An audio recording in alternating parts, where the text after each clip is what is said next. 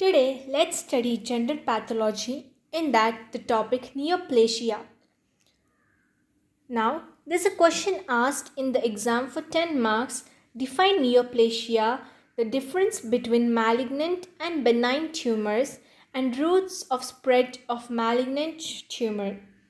So now, the definition goes as abnormal mass of tissue,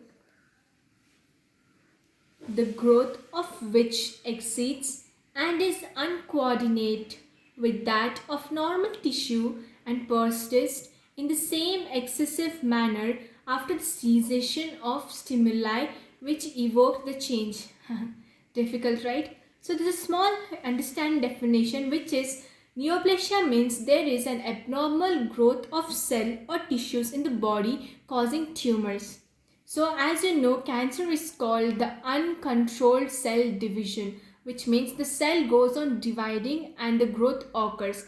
That is why neoplasia is called the abnormal growth of cell or tissues in the body. Now moving on to benign and malignant tumor differences.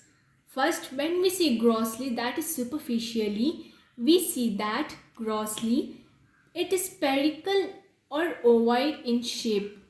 But malignant tumor is irregular. There is no proper definite shape.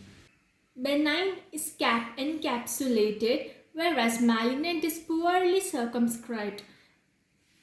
Benign has its tissue compressed, but whereas malignant spreads to the surrounding tissue and destroys it, and hence it is called the deadly. Malignant is deadly.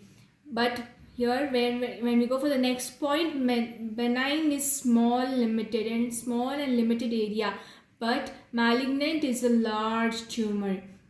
Benign is less often seen, it is not seen much often, but malignant occurs more often. Benign has rarely necrosis. Necrosis is death of cell, but whereas malignant has common necrosis, that is cell dies a lot. Let's move on to the microscopic features. When we see the differentiation in the benign tumor, this is well differentiated, but whereas malignant lacks the differentiation. In benign, the pleomorphism is absent, whereas in malignant it is present. Pleomorphism is more than one distinct form, it has other forms.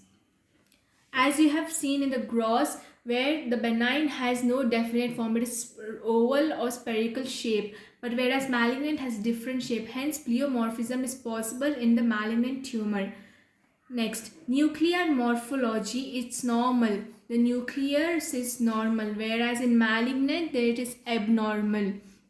Benign mitotic figure, it is typical, but whereas in malignant it is atypical. And the polarity in the benign is retained, but in the malignant the polarity is lost. Now when we have a look in the behavior of this rate of growth, benign is from progress to slow, whereas malignant is slow to rapid. But when we look into the local invasion it does not invade, but malignant invades to the other place. Metastasis is absent in benign and present in malignant. That is, it does not spread to other parts of the body. Hence, malignant spreads to the other parts of the body, as we have read in the gross. Now let's move on to the routes of spread of malignant tumor. There are two types of routes. One is local invasion, another one is metastasis. Local invasion is when the malignant tumor is enlarged, well differentiated and partially encapsulated. Then the infiltration and destruction occurs. Whereas when you go to the metastasis, that is spread of tumor by invasion in a way that discontinuous secondary tumor mass are formed at a site of lodgement. Here you can see glioma of CNS and basal cell carcinoma of skin, which is not seen in metastasis. In metastasis, it is divided into three routes, that is lymphatic spread, that is spread from lymph node, hematogenous spread, that is spread from blood, and spread along body cavities and natural passage, that is spread via CSF, that is cerebrospinal fluid, and implantation. Now, when we look into the lymphatic spread, the first one is lymphatic permeation. Example, the breast tumor spreads to axillary lymph node. That is when there is a tumor in any part of the body that moves on to the nearby lymph node. Next one is lymphatic emboli. That is malignant tumor. The cell gets detached and form tumor emboli, which is carried to lymph node. There is lodgement of supraclavicular sinus and growth, while the whole lymph node is replaced and the enlarged by malignant tumor.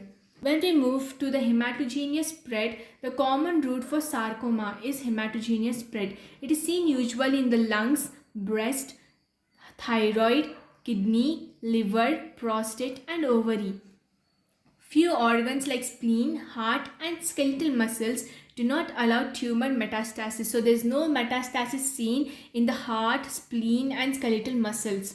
Next, when we move to the spread along body cavities, that is transcelomic spread, where the body cavity, especially in the fallopian tube and in the stomach, you can see this. Then spread along the epithelial lined surfaces. In the ciliated epithelium, like mostly found in the fallopian tube and trachea, there it usually occurs. Now spread via CSF. Cerebrospinal fluid, which is found in the spinal cord, helps in the transformation and spread of these tumors. Implantation. The tumor cells are implanted by doctor during surgery, that is by mistake or accidental implantation. Yeah, that is what about the neoplasia, the difference between malignant and benign tumors, and the routes of spread. Thank you.